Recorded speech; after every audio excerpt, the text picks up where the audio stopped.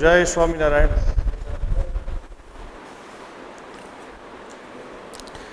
સ્વાધ્યાયની અંદર દાખલા નંબર 21 કાલે એટલે 19 કાલે ચલાવ્યો હતો, પણ એની અંદર આગળ એક આપણે ઓપ્ટિકલ ફાઇબરનો દાખલા નંબર 17 છે બાકી રાખ્યો હતો, કારણ કે 17મો દાખલો મોટો હતો અને પછી જીબી સાહેબનો લેક્ચર હતો, એટલે આપણે એ 17મો દાખલો પેન્ડિંગ રાખ્યો હતો. તો પહેલાં 17મો દાખલો 4 માર્કની અંદર પૂછાયો દાખલો છે. 17મો દાખલો 2 ભાગની અંદર છે. ઓપ્ટિકલ ફાઇબર એટલે પૂર્ણાંતરિક પરાવર્તનના સિદ્ધાંત પર કાર્ય કરે છે.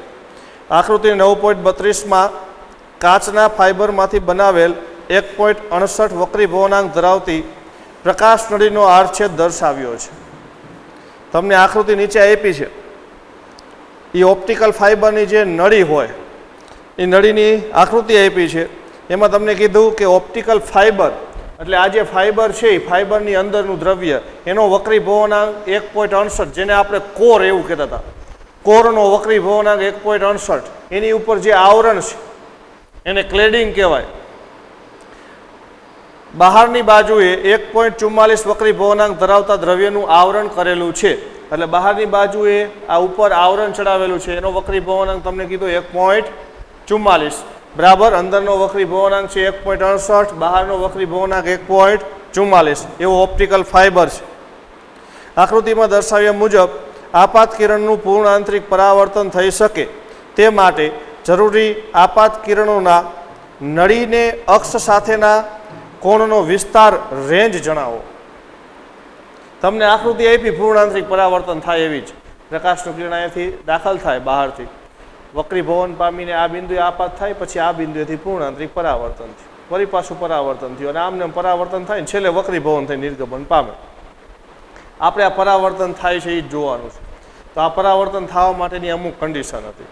તો તમને એવું કીધું કે આ પૂર્ણ આંતરિક પરાવર્તન થાય એના માટે આપાત કિરણોના નળીને અક્ષ સાથેનો કોણ, આપાત કિરણે નળીની અક્ષ સાથે એટલે આ નળીની અક્ષ એની સાથે બનાવેલો ખૂણો, એટલે આ આપાત કોણની વાત થઈ. આ આપાત કોણની રેન્જ એનો વિસ્તાર શોધવાનો છે કે આ આપાત કોણનું મૂલ્ય આપણે કેટલું રાખશું કે પૂર્ણ આંતરિક પરાવર્તન થાય. ગમે એ આપાત કોણ માટે પૂર્ણ આંતરિક પરાવર્તન થતું નથી, એના માટેની અમુક કન્ડિશન હોય છે બરાબર. તો એ શરત આપણે શોધવાની છે. હવે તમને 2 ભાગની અંદર કીધું છે. પહેલો ભાગ એ, એની અંદર શરત કીધી, પછી બીજા ભાગની અંદર કીધું બી. જો પાઇપની બહારની બાજુએ કોઈ આવરણ ન કરવામાં આવે તો તમારો જવાબ શું છે? એટલે આ આવરણ છે ને 1.44 વક્રી ભવનાંકનું, એ કાઢી નાખી, ક્લેડિંગ ન હોય તોય પૂર્ણ આંતરિક પરાવર્તન થાય. પછી પણ શરત બદલાઈ જાય બરાબર. તો પૂર્ણ આંતરિક પરાવર્તન કઈ રીતના થશે? એટલે એ 2 શરતને આધારે તમારે ગણતરી કરવાની. એકવાર આવરણ હોય ત્યારે અને પછી આવરણ વગર. એટલે પહેલાં આપણે એ વિભાગ કે જ્યારે આવરણ હોય ત્યારે પૂર્ણ આંતરિક પરાવર્તનની શરત શું હોઈ શકે? પહેલો વિભાગ એ. તો ઓપ્ટિકલ ફાઇબરની અંદર પૂર્ણ આંતરિક પરાવર્તન થાય એના માટે ફાઇબરની અંદરનો આપાત કોણ આ બિંદુએ, આ અંદરનો આપાત કોણ જેને કીધું છે I', આ આપાત કોણનું મૂલ્ય ક્રાંતિ કોણ કરતાં વધારે હોવું જોઈએ. આ પૂર્ણ આંતરિક પરાવર્તનની શરત. ફાઇબરની અંદરનો આપાત કોણ એટલે I' ફાઇબરના દ્રવ્યના ક્રાંતિ કોણ કરતાં વધારે થાય ને તો પૂર્ણ આંતરિક પરાવર્તન થાય. હવે આ શરતનું પાલન થવા માટે તો તમે આકૃતિ જુઓ, તો આકૃતિની અંદર તમે બહારથી જે પ્રકાશનું કિરણ આપાત કર્યો એ આપાત કોણ આ વક્રીભૂત કોણ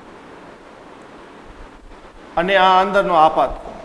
હવે આ અંદરની જે આકૃતિ છે એની અંદર આ એક કાટકોણ ત્રિકોણ બને છે. તો કાટકોણ ત્રિકોણમાં આ 2 ખૂણા છે I', R, અને આ એક ખૂણો 90. એટલે તમારી આકૃતિની અંદર આ I' ની કિંમત છે 90 - R જેટલી થાય. I' ની કિંમત એટલે વળી પાછી શરત આવી થઈ જાય 90 - R ગ્રેટર ધેન IC. એટલે આ કિંમત છે IC કરતાં વધારે હોવી જોઈએ પૂર્ણ આંતરિક પરાવર્તન થવા માટે. હવે R એટલે તો વક્રીભૂત કોણ, તો વક્રીભૂત કોણ ઉપર આધાર રાખે છે પૂર્ણ આંતરિક પરાવર્તનની શરત. પણ એ વક્રીભૂત કોણ છે, એ વક્રીભૂત કોણ તો આપાત કોણ ઉપર આધાર રાખે. તો આ તમારે આપાત કોણ શોધવાનો છે. આ શરત ઉપરથી તમારે આ આપાત કોણ શોધવાનો કે આપાત કોણ કેટલો રાખશું ત્યારે પૂર્ણ આંતરિક પરાવર્તન થાય. બરાબર. હાલો, તેના માટે પહેલાં તો આપણે ક્રાંતિ કોણ જ શોધવો પડશે, પછી જ આપણી શરત છે એ આગળ વધે. હા, તો આપેલ ઓપ્ટિકલ ફાઇબર માટે આપેલ ફાઇબર માટે ક્રાંતિ કોણનું સૂત્ર sin c બરાબર પાતળું છેદમાં ઘટ n પાતળું માધ્યમ છેદમાં n ઘટ માધ્યમ. કિંમત કે ભાઈ અહીં પાતળું માધ્યમ છે એ બહારનું માધ્યમ આ ક્લેડિંગ n1 1.44 ઘટ માધ્યમ અંદરનું કોરનું માધ્યમ જેનો વક્રી પવનાંક છે 1.68 લખું n2 બરાબર 1.68. આ પાતળું માધ્યમ છે અને આ ઘટ માધ્યમ છે.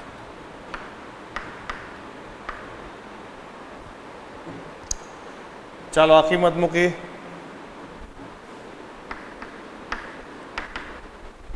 હાલ તો સૂત્ર sin IC બરાબર n પાતળું માધ્યમ એટલે 1.44 છેદમાં ઘટ માધ્યમ 1.68. આ બેનો ગુણોત્તર તો હું ડાયરેક્ટ લખું IC બરાબર sin ઇન્વર્સ ગુણોત્તર. આ ગુણોત્તર તમને 0.8571 આટલો મળશે. 0.8571 અને નેચરલ સાઇનની અંદર આ કિંમત છે એ કિંમત મળશે 59 ડિગ્રી. IC બરાબર 59 ડિગ્રી. હાલો, આપેલ ફાઇબરનો ક્રાંતિકોણ તમને મળ્યો, ફાઇબરના દ્રવ્યનો ક્રાંતિકોણ. હવે શરત તમારી આ છે ફાઇબરની અંદરનો આપાત કોણ ક્રાંતિકોણ કરતાં વધારે, તો પૂર્ણ આંતરિક પરાવર્તન માટે પૂર્ણ આંતરિક પરાવર્તનની શરત I dash greater than IC. I dash બરાબર 90 - R, તો 90 - R greater than IC લખી નાખવાનું સાઈડમાં. I dash બરાબર 90 - R.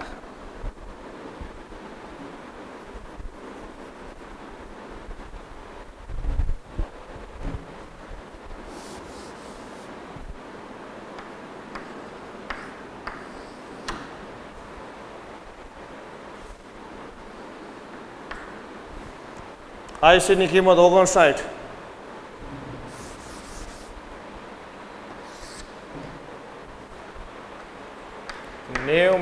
-R greater than 59. આના ઉપરથી R ની શરત, તો R ને હું આ બાજુ જવા દઉં, 59 ને આમ લઈ લો તો આમ લખાઈશ R આ બાજુ આવશે એટલે લેસ ધેન 90 - 59. R ને આ બાજુ જવા દીધા પ્લસ 59 આ બાજુ આવ્યો માઇનસ, તો માટે R લેસ ધેન 90 માંથી 59 એટલે 31 ડિગ્રી. આની શરત મળી કે વક્રીભૂત કોણ છે એ વક્રીભૂત કોણનું મૂલ્ય 31 ડિગ્રી કરતાં ઓછું હોવું જોઈએ તો પૂર્ણ આંતરિક પરાવર્તન થાય.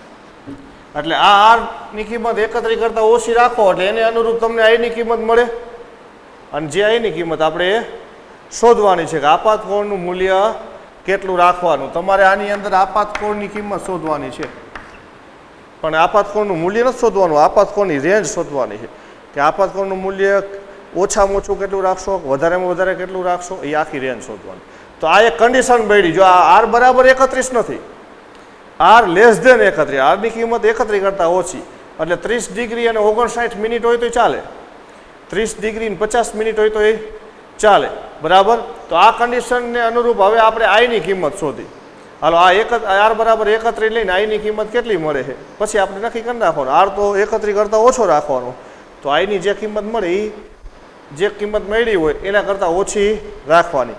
તો આર બરાબર 31 લઈને આઈની કિંમત, તો આઈની કિંમત શોધવા માટે હું સ્નેલનો નિયમ લઉં.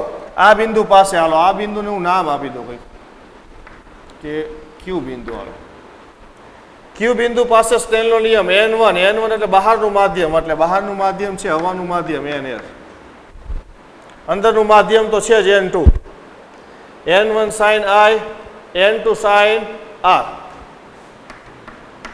હાલો ક્યુ બિંદુ પાસે સ્નેલનો નિયમ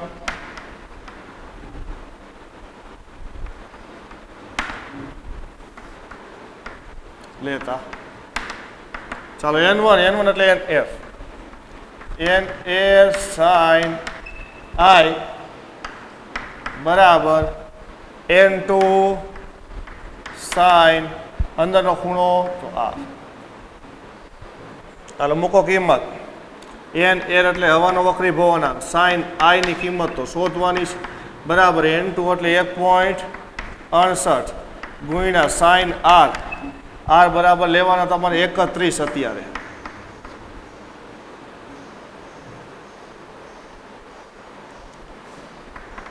હાલો તો sin i એમ બરાબર 1.68 ગુણ્યા sin 31 ની કિંમત નેચરલ સાઇનમાં જોવી પડશે, જે કિંમત તમને 0.5150, આ કિંમત મળશે 0.5150. આ બેનો ગુણાકાર હું ડાયરેક્ટ લખું i બરાબર sin ઇનવર્સ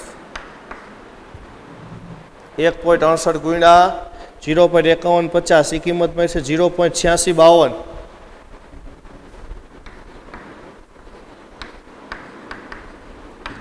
હાલો તો i બરાબર 8652 ની કિંમત નેચરલ સાઇનની અંદર મળશે 59 ડિગ્રી 54 મિનિટ, 59 ડિગ્રી 54 મિનિટ. તો 59 54 એટલે એપ્રોક્સિમેટલી આપણે 60 કહીએ છીએ, તો i બરાબર એપ્રોક્સિમેટલી 60 ડિગ્રી. તો આપાત કોણની કિંમત તમને મળી 60 ડિગ્રી, એટલે r ની કિંમત તમારે 31 કરતાં ઓછી રાખવાની. r ની કિંમત 31 રાખી એટલે આપાત કોણ 60 આવ્યો બરાબર. તો તમારે 31 કરતાં ઓછી રાખવાની છે, તો આપાત કોણનું મૂલ્ય 60 આવ્યું છે, 60 કરતાં ઓછું રાખો. તો આપેલ ફાઇબર માટે પૂર્ણ આંતરિક પરાવર્તન મેળવવા માટે તમારે આ આપાત કોણનું મૂલ્ય 60 કે 60 કરતાં ઓછું રાખવાનું, તો પૂર્ણ આંતરિક પરાવર્તન થશે બરાબર.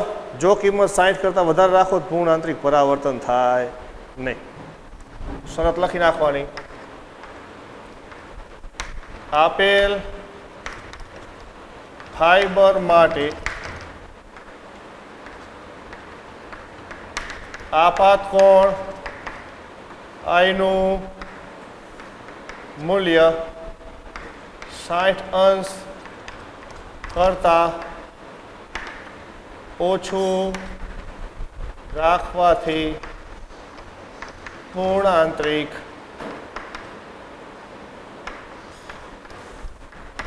પરાવર્તન થશે. પેલા વિભાગની અંદર જ્યારે આની ઉપર માધ્યમ છે, ક્લેડિંગ છે, ત્યારે એક શરત મળી કે આપાત કોણનું મૂલ્ય 60 કરતાં ઓછું રાખો એટલે પૂર્ણ આંતરિક પરાવર્તન થાય. આ કિંમત 55 રાખો, 50, 40, 30 એટલા ગમે એટલા ખૂણે આપાત કરો એટલે અંદર પ્રકાશના કિરણનું પૂર્ણ આંતરિક પરાવર્તન થશે. પણ એના માટેની શરત શું થઈ? આ કિંમત છે એ 60 નહીં રાખવાની. આ કિંમત તમે 65 રાખો, 60 કરતાં વધારે 70 રાખો તો આરની કિંમત છે એ વધી જાય, કારણ કે આપાત કોણનું મૂલ્ય વધે એટલે વક્રીભૂત કોણનું મૂલ્ય વધે. આ 60 થી વધશે એટલે આર છે એ 31 થી વધશે, 31 થી વધે એટલે પૂર્ણ આંતરિક પરાવર્તન થાય નહીં, એટલે તમારે 60 કરતાં ઓછી કિંમત રાખવાની. પહેલા વિભાગની અંદર આ ગણતરી મળી તમને. પહેલા વિભાગમાં આપાત કોણની કન્ડિશન કેટલી? તો 60 કરતાં ઓછી. હવે બીજા વિભાગની અંદર, તો બીજા વિભાગમાં તમને શું કીધું છે કે ભાગ બી ની અંદર એવું કીધું છે કે ઉપર બહારનું માધ્યમ ન હોય એટલે ક્લેડિંગ ન હોય ત્યારે પાછી ગણતરી કરો. તો ક્લેડિંગ ન હોય ત્યારે આ ક્રાંતિકોણ બદલાઈ જાય, કારણ કે જો ક્રાંતિકોણના સૂત્રમાં ક્લેડિંગનો વક્રી ભવનાંક છે 1.44, એટલે ક્રાંતિકોણ ની કિંમત બદલાય એટલે વળી શરત બદલાય. તમારી આ શરત તો ક્રાંતિકોણ ઉપર જ છે. શરત બદલાય છે એને અનુરૂપ વળી આઈની કિંમત બદલાય છે. તો બીજો ભાગ, પાઇપની બહારનું આવરણ ન હોય ત્યારે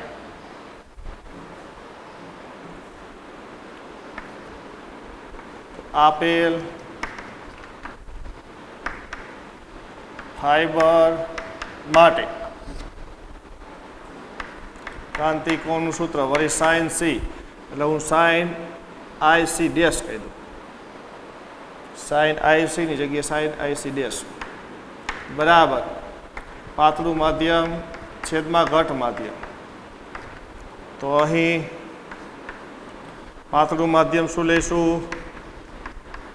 પાતળું માધ્યમ હવે આ નથી લેવાનું, બહારનું માધ્યમ સીધું એટલે હવાનું માધ્યમ થાય એટલે એન એર બરાબર એર. અને ઘટ માધ્યમ જે હતું એ જ N2 બરાબર 1.68. મૂકો કિંમત આવો તો સાઇન આઈસી ડેશ બરાબર પાતળા માધ્યમનો વક્રી ભવનાંક 1, ઘટ માધ્યમનો વક્રી ભવનાંક 1.68 માટે આઈસી ડેશ બરાબર સાઇન ઇન્વર્સ. હાલો આ બેનો ગુણોત્તર 1/1.68 એની કિંમત છે 0.5952.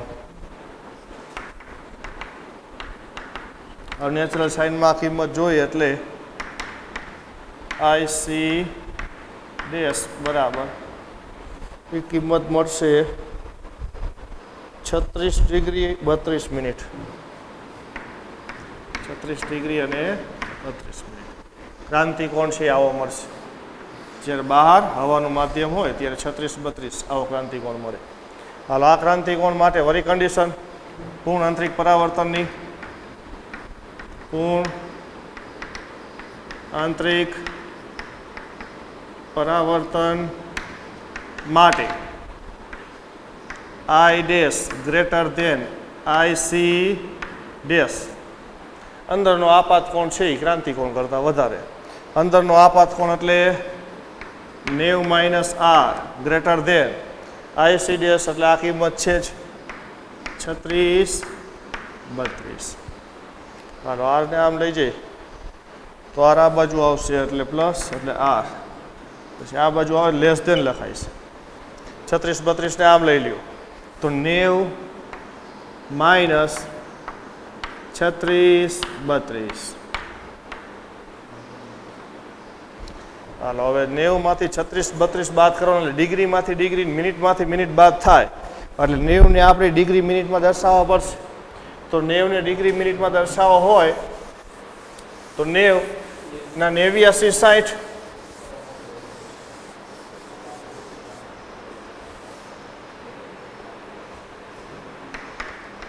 આર લેસ ધેન 90 ના 89-60 89 ડિગ્રી 60 મિનિટ માઇનસ 36 ડિગ્રી અને 32 મિનિટ. ચાલો તો માટે આર લેસ ધેન 89 માંથી 36 બાદ કરવાના ડિગ્રીમાંથી ડિગ્રી, તો 89 માંથી 36 એટલે 53 ડિગ્રી. 60 માંથી 32 તો ભાઈ 28 મિનિટ. 89 માંથી 36 ડિગ્રીમાંથી ડિગ્રી તો 89 માંથી 36 બાદ કર્યા એટલે 53.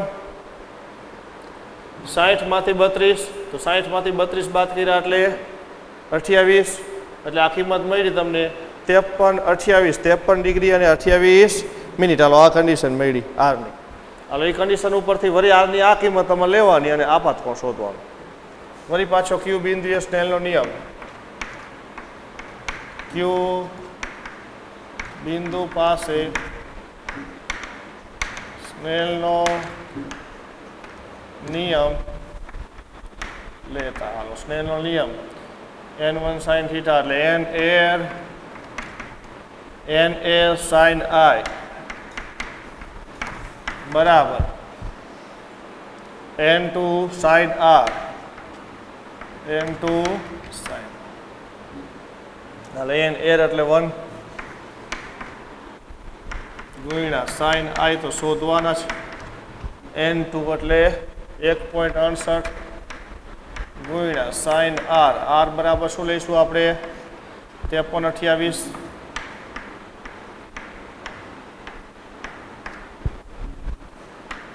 એટલે 1 ગુણ્યા સાઇન આઈ તો ગણવાના નથી એટલે સાઇન આઈ એમને 1.68 ગુણ્યા સાઇન 5328 ની કિંમત નેચરલ સાઇનમાં 0.8032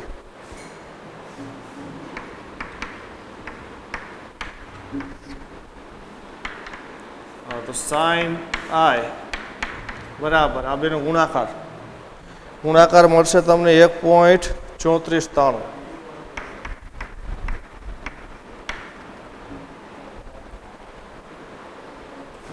તો સાઇન થીટા સાઇન આઈની કિંમત 1.3493 એક કરતાં વધારે કિંમત શક્ય જ નથી કિંમત મળે જ નહીં તમને જોઈજો શું કર્યું તમે આર બરાબર 53 ડિગ્રી લઈને ગણતરી કરવાની તો ગણતરી કરવા ગયા તો આઈની કિંમત જ નહીં મળે સાઇન થીટાની કિંમત 1 થી વધારે તો હોય જ નહીં એટલે કહેવાનો મતલબ જો તમારી શરત તો એવી કે આરની કિંમત છે એ 53 કરતાં ઓછી હોવી જોઈએ એટલે આપણે 53 થી ગણતરી કરીએ એટલે ખબર પડી જાય કે 53 કરતાં આપણે ઓછી રાખવાની આપણે 31 લઈને ગણતરી કરી હતી 31 માટે આપણે 60 મળ્યો હતો એટલે આપણે આપાત કોણ 60 નથી રાખવાનું 60 કરતાં ઓછા માટે પૂર્ણ આંતરિક પરાવર્તન થાય બરાબર તો એટલે 53 માટે આપણે ગણતરી કરી એટલે કન્ડિશન મેળવવા માટે પણ 53 માટે આપણને શરત ગણતરીમાં કન્ડિશન મળશે જ નહીં 53 માટે જવાબ જ નહીં આવે એટલે આપણે કન્ડિશન મેળવવા માટે 53 નો ઉપયોગ કરી શકીએ પણ એ કન્ડિશન છે એના માટે આપાત કોણ મળવો જોઈએ તો હવે આ 53 ઉપરથી આપાત કોણ નથી મળતો તો એના માટે હવે બીજી શરત કે તમે આરની કિંમત ઉપરથી ગણતરી કરી આગળ અને અત્યારે કરી પણ અત્યારે આપણને જવાબ મળ્યો નહીં તો હવે આપાત કોણ ઉપરથી ગણતરી કરવાની કારણ કે આર અને આઈ બેની કિંમત એકબીજા ઉપર આધાર રાખે છે આપાત કોણ વધે એટલે આ વક્રીભૂત કોણ વધવાનો આના ઉપરથી આની કિંમત મળે ને તો આના ઉપરથી આની કિંમત મળી શકે પણ તમારે આની કિંમત તો લાવવાની જ નથી તમારે તો આની કિંમત જ લાવવાની હતી કે આઈની કિંમત કેટલી રાખવી તો હવે આઈની કિંમત ઉપરથી તમારે ગણતરી કરવી હોય ને તો આઈની મેક્સિમમ કિંમત લઈ લેવાની અને જોઈ જોવાનું કે મહત્તમ કિંમત લ્યો હો ત્યારે આરની કિંમત કેટલી મળે છે આના કરતાં ઓછી મળે છે કે વધારે મળે તો આઈની મહત્તમ કિંમત લઈને આપણે ગણતરી કરી તો આઈની મહત્તમ કિંમત આપાત કોણની મહત્તમ કિંમત કેટલી હોય તો 90 આપાત કોણની ઓછામાં ઓછી કિંમત 0 વધારેમાં વધારે કિંમત 90 તો હું આપાત કોણની કિંમત 90 લઉં ચાલો આઈ બરાબર 90 અંશ લેતા પેલા લખી નાખજો આ કિંમત શક્ય નથી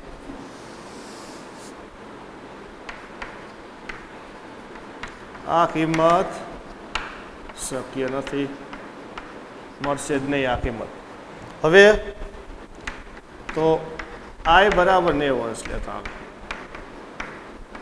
વળી પાછું આ સમીકરણમાં કિંમત એન એર સાઇન આઈ બરાબર n2 સાઇન આર હવે આઈ બરાબર 90 લઈને આપણે આરની કિંમત શોધવાની આરની કિંમત શોધી એન એર એટલે 1 સાઇન આઈ એટલે 90 હાલો n2 ની કિંમત તો આપી છે 1.68 અને સાઇન આર ની કિંમત તો શોધવાની હાલો 1 તો ગણવા નથી સાઇન 90 એટલે 1 તો 1 ગુણ્યા 1 બરાબર 1.68 સાઇન આર હાલો 1.68 ને આ બાજુ લઈ લો 1/1.68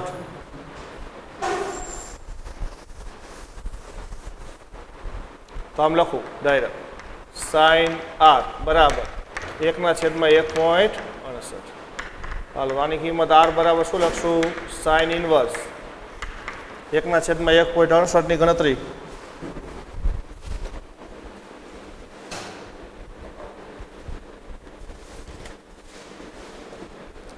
1/1.68 ની કિંમત છે 0.5952.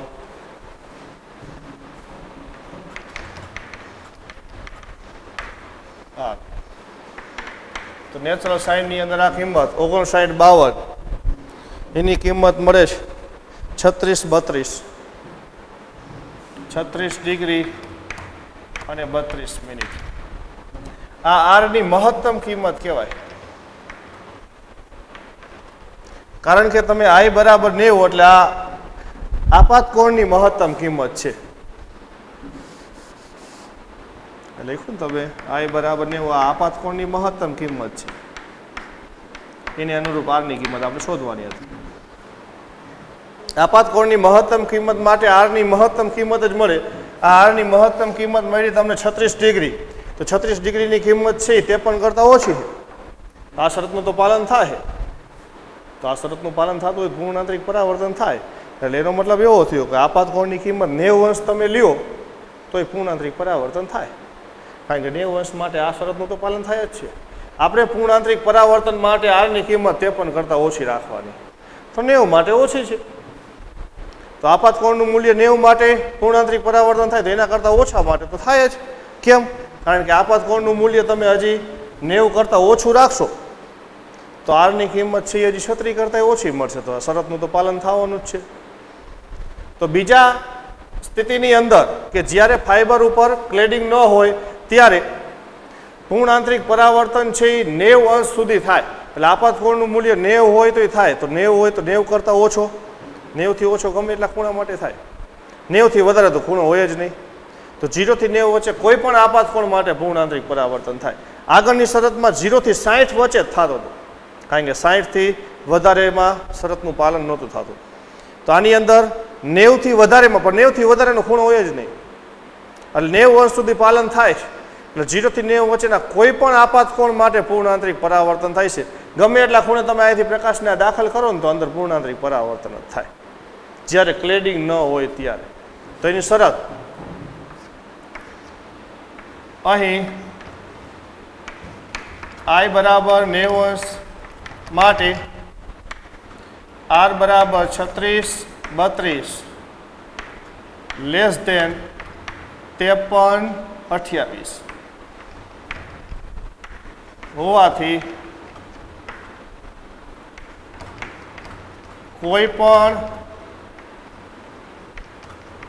આપાત કોણ એટલે 0 થી 90 અંશ વચ્ચે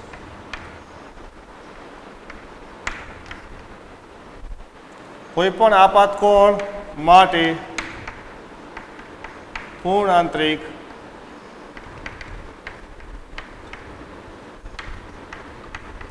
પરાવર્તન થશે. ગમે એ આપાત કોણ માટે પરાવર્તન થાય. એટલે બીજાની અંદર જવાબ મળ્યો આપણને 0 થી 90, પહેલામાં 0 થી 60. 60 કરતાં ઓછો, આમ તો 0 થી 59 જ ગણાય. એટલે બે ભાગની અંદર ગણતરી છે. તમને અડધો ભાગ પૂછે, 3 માર્કની અંદર પૂછાય દાખલો, તો 2-3 માર્કના દાખલા જ ગણાય. બેમાં આપણે આ શરત એક જ સરખી ગણતરી કરી, પણ બીજાની અંદર તો એક નવી ગણતરી આવી કે આપણી ગણતરી હતી એમાંથી તમને આઈની કિંમત જ ન મળી. તો આઈની કિંમત ઉપરથી તમે ગણતરી કરી, આઈની કિંમત આપણે લઈ લીધી અને એના ઉપરથી આપણે પછી આરની કિંમત મળી, એના ઉપરથી આપણને કન્ડિશન છે એ મળી કે ભાઈ આપણી આ કન્ડિશન 0 થી 90 માટેની છે. 90 સેન્ટીમીટર દૂર એક પડદો રાખ્યો છે, એકબીજાથી 20 સેન્ટીમીટર અંતરે આવેલા હોય તેવા બે સ્થાનો આગળ વારાફરતી એક બહિર્ગોળ લેન્સ મૂકતા પ્રતિબિંબ તે જ પડદા પર મળે છે, તો લેન્સની કેન્દ્ર લંબાઈ શોધો. લેન્સની તમને કેન્દ્ર લંબાઈ શોધવાની કીધી છે, પણ આ દાખલાની અંદર જે કિંમત આપી છે આની આગળનો એક દાખલો હતો 19મો. એક દિવાલ ઉપર બલ્બ આપણે મૂક્યો હતો અને બલ્બનું પ્રતિબિંબ લેન્સ વડે બીજી દિવાલ ઉપર મેળવ્યું, એના માટે આપણે કંઈક ગણતરી કરી હતી. એવી જ કન્ડિશનની ગણતરી છે આની અંદર, પણ એને કરતાં આગળ તમને શું કીધું છે, વસ્તુથી 90 સેન્ટીમીટર દૂર એક પડદો રાખ્યો છે, એટલે પડદા ઉપર પ્રતિબિંબ મેળવવાનું હોય. વસ્તુ અને પડદા વચ્ચેનું અંતર 90 સેન્ટીમીટર એવું કીધું તમે. એકબીજાથી 20 સેન્ટીમીટર અંતરે આવેલા હોય તેવા બે સ્થાનો આગળ વારાફરતી એક બહિર્ગોળ લેન્સને મૂકતા પ્રતિબિંબ તેજ પડદા પર મળે. અહીંયા અંડરલાઈન કરજો. દાખલાની અંદર એ જ મહત્વનું છે. એ જે તમને વાક્ય કીધું એ જ એના ઉપરથી ગણતરી. તમને શું કીધું? એકબીજાથી 20 સેન્ટીમીટર અંતરે એવા બે સ્થાન છે, એ બે જગ્યાએ લેન્સ મૂકવાનો વારાફરતી, અને બે જગ્યાએ મૂક્યા પછી પ્રતિબિંબ પડદા ઉપર જ મળશે. આ શરત છે. હવે જો હું થોડીક આકૃતિ દોરું એટલે તમને અંદાજ આવે.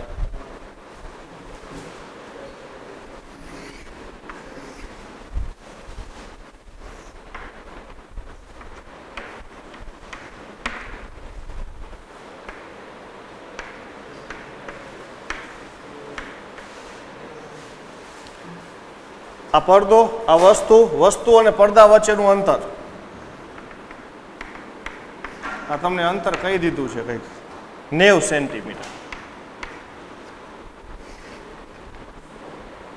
હવે તમારે બહિર્ગોળ લેન્સથી આ વસ્તુનું પ્રતિબિંબ પડદા ઉપર લાવવાનું છે, બરાબર? એટલે વાસ્તવિક પ્રતિબિંબ પડદા ઉપર મળે. આ બાજુ પ્રતિબિંબ તો જ મળશે. એ વાસ્તવિક પ્રતિબિંબ પડદા ઉપર લાવવા માટે મેં બહિર્ગોળ લેન્સ આવે વચ્ચે મૂકવાનું. જોઈજો, સમજજો. એ ગમે આ મૂકવાનો નથી, એનું અમુક નક્કી કરેલી જગ્યા છે, અહીંયા જ મૂકવાનો, તો જ પડદા ઉપર મળે. નહીંતર પ્રતિબિંબ પડદાની આગળ મળે ને પડદાની પાછળ મળે. એટલે એની અમુક જગ્યા ફિક્સ છે, અહીંયા મૂકવાનો, બરાબર? પણ તમને એવું કીધું કે એવા બે સ્થાન છે કે બે સ્થાન ઉપર તમે લેન્સ મૂકો ને તો પ્રતિબિંબ પડદા ઉપર જ મળે. દાખલા તરીકે જો આ અંતર 90 સેન્ટીમીટર કીધું, બરાબર? સમજી લ્યો કે આ અંતર 30 સેન્ટીમીટર છે. અહીંથી મેં 30 સેન્ટીમીટર લેન્સ મૂક્યો અને એનું પ્રતિબિંબ પડદા ઉપર મળે છે. તો એનો મતલબ શું થયો? તો તમે 30 સેન્ટીમીટરે લેન્સ મૂક્યો તો વસ્તુ અંતર 30 સેન્ટીમીટર, પ્રતિબિંબ તમને પડદા ઉપર મળ્યું, એટલે આ 30 હોય એટલે આ બાકી કેટલું વધે? 60. એટલે પ્રતિબિંબ અંતર 60, બરાબર? એટલે 30 સેન્ટીમીટર માટે પ્રતિબિંબ પડદા ઉપર મળ્યું. હવે દાખલા તરીકે જો બીજો એક વિચાર સમજી લો કે આ લેન્સ છે ને 50 સેન્ટીમીટર મૂક્યો હોત તો, અને 50 સેન્ટીમીટરે વસ્તુનું પ્રતિબિંબ પડદા ઉપર મળે. કેમ? તો અહીંયાથી આ અંતર 50, એટલે વસ્તુથી લેન્સનું અંતર 50, વસ્તુ અંતર 50, અને બાકીનું શું વધ્યું? પ્રતિબિંબ અંતર તો 40. તો આ 50 અને 40, તો આ સરવાળો કેટલો મળશે તમને? 90 મળશે, બરાબર? એટલે આ મેં તો તમને ઉદાહરણ આપ્યું કે એકવાર 30 મૂકો પ્રતિબિંબ પડદા ઉપર મળે, 60 મળે.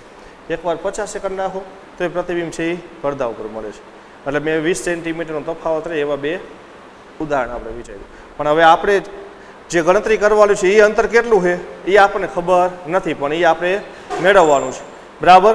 બે સ્થિતિ માટે વાસ્તવિક પ્રતિબિંબ છે એ પડદા ઉપર મળશે.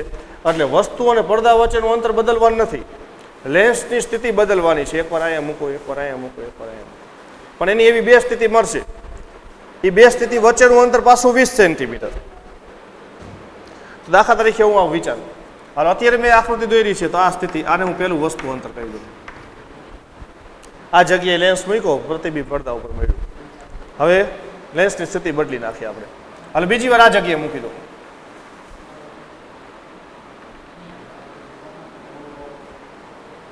અને પ્રતિબિંબ પડદા ઉપર મળવું જોઈએ, બરાબર? બીજી વાર તમે જે જગ્યાએ લેન્સ મૂક્યો છે એ લેન્સ અને પહેલા જે લેન્સ હતો એ બે વચ્ચેનું અંતર તો નક્કી છે 20. કારણ કે લેન્સના બે સ્થાન કીધા છે, બે સ્થાન વચ્ચેનું અંતર 20 એવું તમને કહી દીધું છે, પહેલા અને બીજા સ્થાન વચ્ચેનું અંતર. તમે વિચારો તો પહેલા માટે વસ્તુ અંતર u1, બીજા માટે વસ્તુ અંતર તો આ u2. પણ આ u2 ની કિંમત છે એ u1 કરતા 20 વધારે મળે. તો હું આને આમ કહી દઉં, હાલો u1 છે ને, u1 ને આપણે u કહી દઈએ, તો u2 બરાબર શું લખી શકાય? u plus 20. એટલે બે સ્થિતિ થઈ, એક u અંતરે, એક u પ્લસ 20 અંતરે. બે સ્થિતિ માટે પ્રતિબિંબ ક્યાં મળે છે? પડદા ઉપર. હવે આ ગણતરી માટે જે વસ્તુ અંતર છે આ u, આ વસ્તુ અંતર u કેટલું હોય છે? એ u માટેની એક શરત છે જે કાલે આપણે લખી હતી એના ઉપરથી જ છે કે જ્યારે કોઈ પણ બહિર્ગોળ લેન્સ હોય એ બહિર્ગોળ લેન્સની મદદથી તમારે કોઈ પણ વસ્તુનું વાસ્તવિક પ્રતિબિંબ પડદા ઉપર મેળવવું હોય તો એના માટે આની કેન્દ્ર લંબાઈની શરત જે કાલે આપણે લખી હતી ડી ગ્રેટર દેન 4f. આ તો કેન્દ્ર લંબાઈની શરત છે. આપણે હવે વસ્તુ અંતર જોઈએ તો વસ્તુ અંતરની શરત છે કે જ્યારે કોઈ પણ બહિર્ગોળ લેન્સ વડે વસ્તુનું વાસ્તવિક પ્રતિબિંબ પડદા પર મેળવવા માટે જ્યારે વસ્તુ અને પડદા વચ્ચેનું અંતર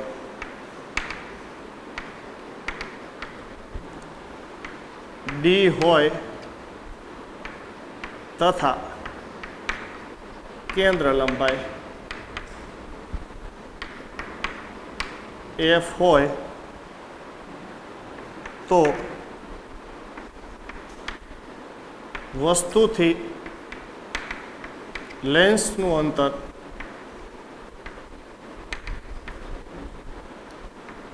નીચે મુજબ હોઈ શકે.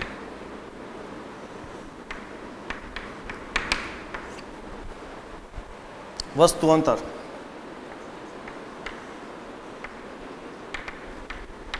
u બરાબર -d plus or minus under root d square minus 4df upon 2. આ કન્ડિશન છે કે જ્યારે તમારો વસ્તુ અને લેન્સ વચ્ચેનું અંતર u હોય અને વસ્તુનું પ્રતિબિંબ વાસ્તવિક પડદા ઉપર મેળવવાનું હોય, વસ્તુ અને પડદા વચ્ચેનું અંતર નક્કી છે ડી, તમે લેન્સ લીધો છે એની કેન્દ્ર લંબાઈ નક્કી છે એફ, તો લેન્સને કઈ કઈ જગ્યાએ મૂકો તો તમારું વસ્તુનું પ્રતિબિંબ આ પડદા ઉપર મળે, તો એના માટેનું આ સૂત્ર, આ સૂત્રની અંદર જે કિંમત આવે યુની એટલા અંતરે તમારે લેન્સને મૂકવાનો. અને આના બે જવાબ છે. જો -d પ્લસ ઓર માઇનસ, એકવાર પ્લસ લ્યો અને એક જવાબ આવશે, માઇનસ લ્યો એટલે બીજો જવાબ આવશે. એ બે જવાબ એટલે આ u1 અને u2. એટલે આપણે બે વસ્તુ અંતર છે આમ લખી શકીએ.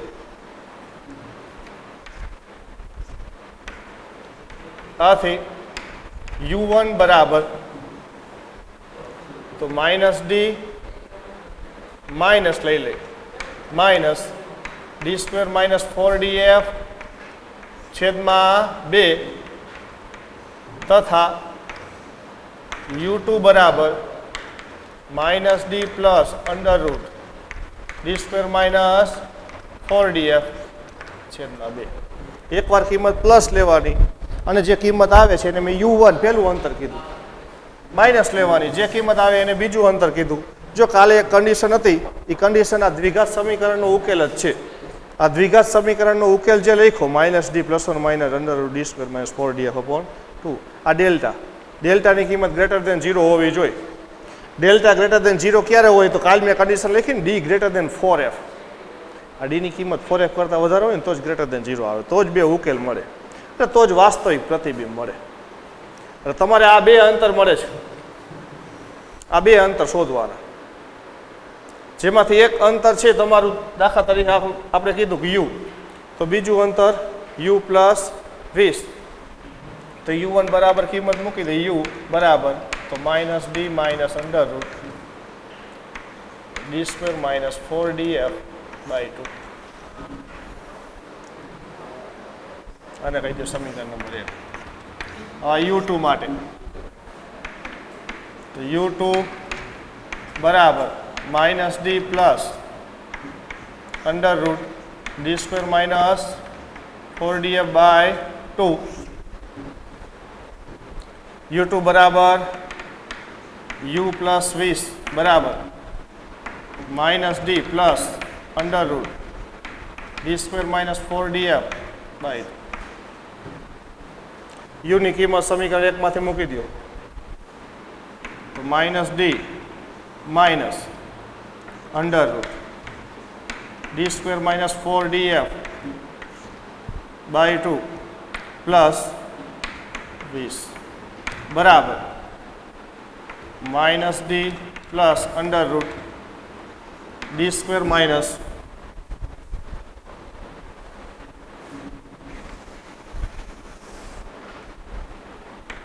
4df/2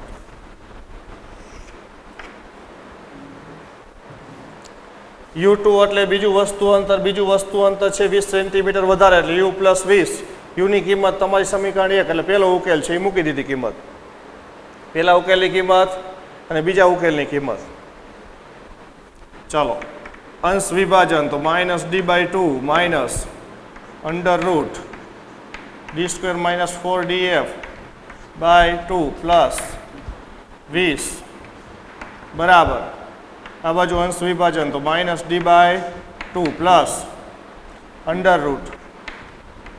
√d² minus 4df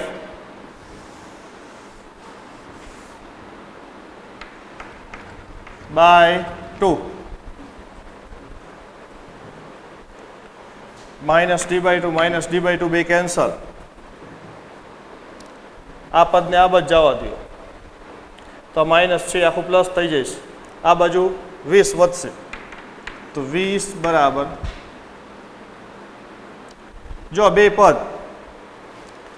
√d² minus 4df/2 √d² minus 4df/2 બે એક જ સરખા પદ છે, આ બાજુ આવશે એટલે પ્લસ તો સમજી લો x/2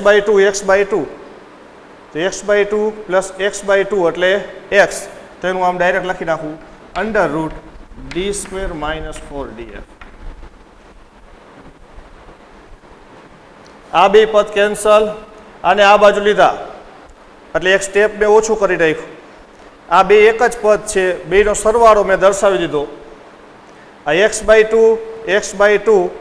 1/2 પ્લસ 1/2 એટલે 1 √d² માઇનસ 4df. હવે તમારે કિંમત શોધવાની છે કે આપેલ લેન્સ છે એની કેન્દ્ર લંબાઈ કેટલી રાખવાની કે જેથી કરીને 20 સેન્ટીમીટર અંતર માટે તમારું પ્રતિબિંબ પડદા ઉપર મળે. તો તમારી પાસે જે કિંમત છે તો વસ્તુ અને પડદા વચ્ચેનું અંતર એટલે કે d ની કિંમત આપી છે, તમારા સમીકરણમાં d ની કિંમત આપી છે અને f ની કિંમત તો શોધવાની. હવે f ને સૂત્રનો કરતા બનાવી, બે બાજુ કરો વર્ગ, 20 નો વર્ગ 400 બરાબર -d² માઇનસ 4df. હાલો મૂકો d ની કિંમત તો 400 બરાબર d ની કિંમત છે 90, 90 નો વર્ગ માઇનસ 4 ગુણ્યા d ની કિંમત 90 ઇન્ટુ f.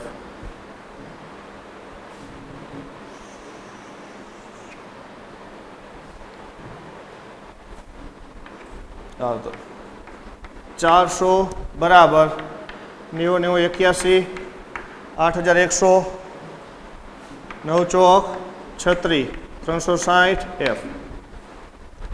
હાલો તો f ને સૂત્રનો કરતા એટલે આને આ બાજુ લઈ લઈએ આપણે અને આમ તો 360 f બરાબર 8100 માઇનસ 400 360 f આ બાજુ લઈ લીધા પ્લસ અને આ બાજુ જવા દીધા માઇનસ. હાલો તો f બરાબર 8100 માઇનસ 400 7700 છેદમાં 360 ને આ બાજુ જવા દીધું 360 તો f બરાબર આ બેનો ગુણોત્તર, આ ગુણોત્તર મળશે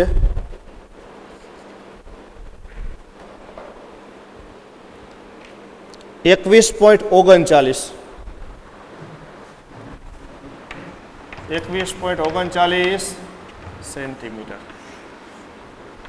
તમે જે બહિર્ગોળ લેન્સ લીધો છે એની કેન્દ્ર લંબાઈ 21 સેન્ટીમીટર હોય તો 20 સેન્ટીમીટરના બે અંતર માટે તમારું પ્રતિબિંબ છે એ પડદા ઉપર મળશે.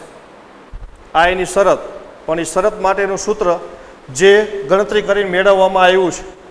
જૂના અભ્યાસક્રમની અંદર એક દાખલો હતો કે કોઈ પણ બહિર્ગોળ લેન્સ વાસ્તવિક પ્રતિબિંબ પડદા ઉપર ક્યારે આપે, કેટલા કેટલા અંતર માટે, આ એ કન્ડિશનનું સૂત્ર છે.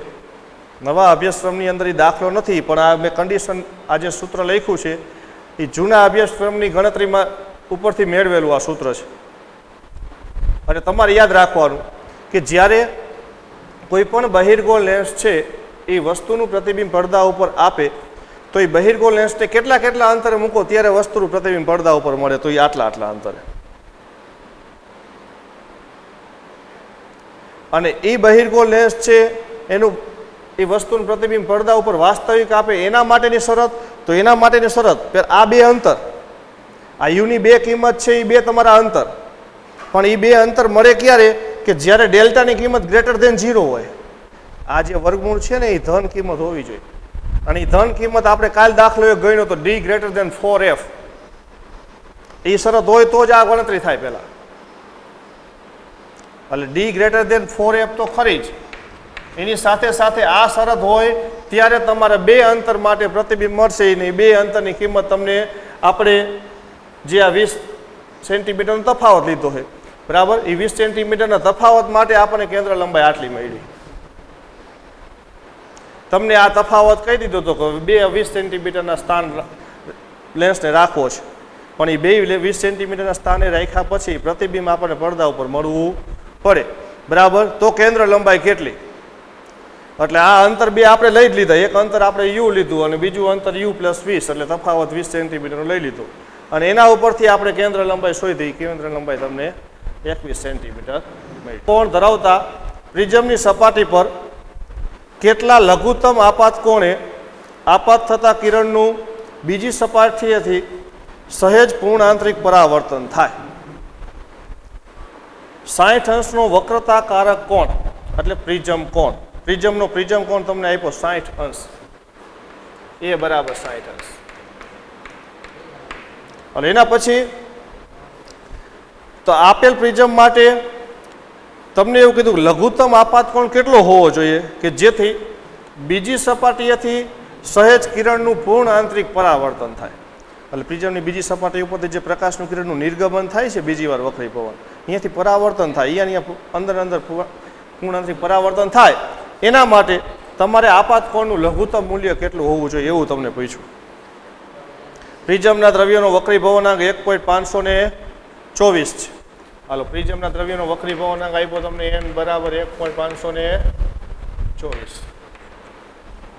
જો આની અંદર થોડોક સુધારો કરવાનો છે, તમને એવું પૂછ્યું લઘુત્તમ આપાત કોણ, લઘુત્તમ આપાત કોણ નહીં મળે પણ મહત્તમ આપાત કોણ મળે, એટલે એમાં સુધારો કરજો, લઘુત્તમની જગ્યાએ મહત્તમ. એ આપણે હમણાં ગણતરી કરી પછી ખબર પડશે કે આ મહત્તમ કેમ મળે છે.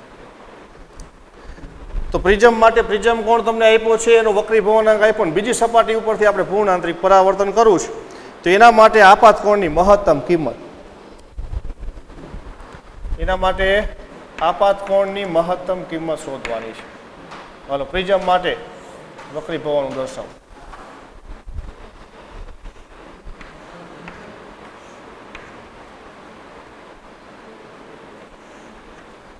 સામાન્ય રીતે પ્રિઝમમાં આવું વક્રી ભવન, પણ હવે આપણે તમને પૂછ્યું છે કે બીજી સપાટી ઉપરથી આપણે પૂર્ણ આંતરિક પરાવર્તન કરવાનું છે. આપાત કોણ વક્રીભૂત કોણ R1, બીજો વક્રીભૂત કોણ R2, અને આને આપણે કહીશું નિર્ગમન કોણ. આ બિંદુએથી આપણે પૂર્ણ આંતરિક પરાવર્તન કરવાનું છે, તો એના માટેની શરત આપણે શોધવાની. પૂર્ણ આંતરિક પરાવર્તનની શરત શોધવાની હોય એટલે પેલા ક્રાંતિકોણ શોધી નાખવાનો. તો પ્રિઝમ માટે ક્રાંતિકોણ sin IC બરાબર પાતળું માધ્યમ છેદમાં ઘટ માધ્યમ. ચાલો, અહીં પાતળું માધ્યમ, પ્રકાશનું કિરણ પ્રિઝમમાંથી બહાર જાય, આ પ્રિઝમનું માધ્યમ, પ્રિઝમમાંથી બહાર જાય, બહારનું માધ્યમ પાતળું માધ્યમ, એટલે હવાનું માધ્યમ થઈ જાય પાતળું માધ્યમ, અને આ માધ્યમ છે પ્રિઝમનું માધ્યમ ઘટ માધ્યમ. પાતળું માધ્યમ, હવાનું માધ્યમ, એનો વક્રી ભવનાંક 1, ઘટ માધ્યમ, પ્રિઝમનું માધ્યમ, એનો વક્રી ભવનાંક તમને કીધો છે 1.524, મૂકી કિંમત સાઇન આઈસી બરાબર પાતળા માધ્યમનો વક્રી ભવનાંક 1 કટ માધ્યમનો 1.524 હાલો આનો ગુણોત્તર સાઇન આઈસી બરાબર સાઇન ઇનવર્સ આ ગુણોત્તર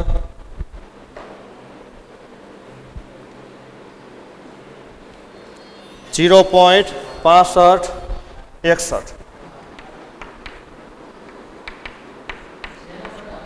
હાલ એના ઉપરથી ક્રાંતિકોણની કિંમત મળશે 41 ડિગ્રી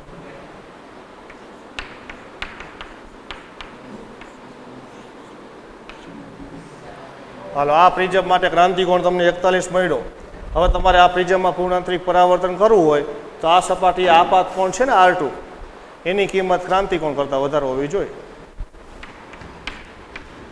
તો બીજી સપાટી પરથી પૂર્ણ આંતરિક પરાવર્તન માટેની શરત શું લખશું R2 ગ્રેટર ધેન IC બીજી સપાટી પાસે આપાત કોણ એટલે R2 નું મૂલ્ય આના માટે ક્રાંતિકોણ કરતાં વધારે હોવું જોઈએ ચાલો તો R2 ગ્રેટર ધેન IC એટલે 41 ડિગ્રી R2 ની કિંમત 41 કરતાં વધારે રાખો તો પૂર્ણ આંતરિક પરાવર્તન થાય હવે R2 ની કિંમત 41 કરતાં વધારે રાખી તેને અનુરૂપ તમને R1 ની કિંમત મળે એ R1 ની કિંમત ઉપરથી આપાત કોણ મળશે તો R2 બરાબર 41 ડિગ્રી ને 1 મિનિટ એટલે 1 મિનિટ જેટલો વધારે ખૂણો એપ્રોક્સિમેટલી એના બરાબર 41 ડિગ્રી લઈને ગણતરી કરતા જોઈજો R2 ની કિંમત 41 કરતાં વધારે રાખવી છે એટલે 41 કરતાં વધારે એટલે 41 1 મેં લીધી 41 ડિગ્રી 1 મિનિટ એટલે એપ્રોક્સિમેટલી 41 હાલો 41 લઈને ગણતરી કરીએ આપણે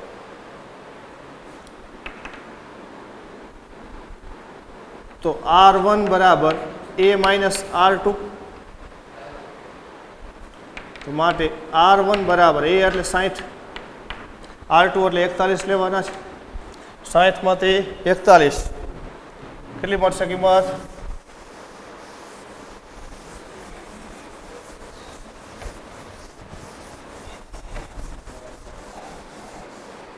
ચાલો તો R1 બરાબર 60 માંથી 41 તો કેટલા થઈ જશે 19 R1 ની કિંમત 19 રાખવાની તો પૂર્ણ આંતરિક પરાવર્તન થાય તો R1 બરાબર 19 માટે પેલી સપાટી પાસે સ્નેલનો નિયમ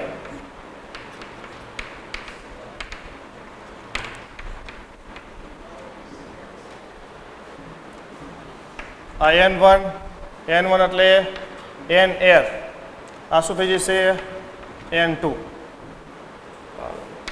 N1 sin I બરાબર N2 sin R1 N1 એટલે હવાનું માધ્યમ એનો વક્રી ભવનાંક 1 I ની કિંમત શોધવાની N2 પ્રિઝમનો માધ્યમ પ્રિઝમનો વક્રી ભવનાંક 1.524 sin R1 ની કિંમત આપી છે 19 તો sin I બરાબર 1.524 ગુણ્યા sin 19 ની કિંમત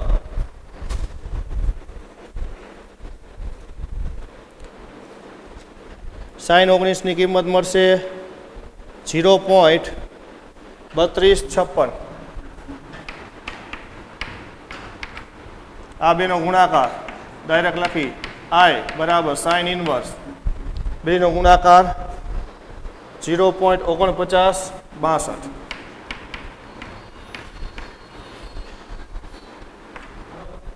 તો I બરાબર નેચરલ સાઇનમાં કિંમત જોઈ લ્યો 27 29 ડિગ્રી 45 મિનિટ જે કિંમત થાય છે I બરાબર 29.7 ડિગ્રી તો આપાત કોણનું મૂલ્ય 29 ડિગ્રી હોય ત્યારે પૂર્ણ આંતરિક પરાવર્તન થાય જો આપાત કોણનું મૂલ્ય 29 કરતાં તમે વધારો એટલે R1 ની કિંમત વધશે R1 ની કિંમત વધે એટલે R2 ની કિંમત ઘટે, તો R2 ની કિંમત 41 કરતાં ઘટવી જોઈએ નહીં. એટલે તમારી જે આ શરત છે ને આ મહત્તમ કિંમત છે, આપાત કોણની મહત્તમ કિંમત, આ લઘુત્તમ કિંમત નથી. આના કરતાં આપાત કોણ વધે ને એટલે પૂર્ણાંતરિક પરાવર્તન થાય નહીં, કારણ કે આપાત કોણ વધશે એટલે R1 છે એ 19 થઈ જશે 21. આ કિંમત વધે એટલે R2 ની કિંમત છે એ 41 કરતાં ઓછી થઈ જાય, પૂર્ણાંતરિક પરાવર્તન થાય નહીં. એટલે પૂર્ણાંતરિક પરાવર્તન માટે આપાત કોણની મહત્તમ કિંમત 29 ડિગ્રી છે.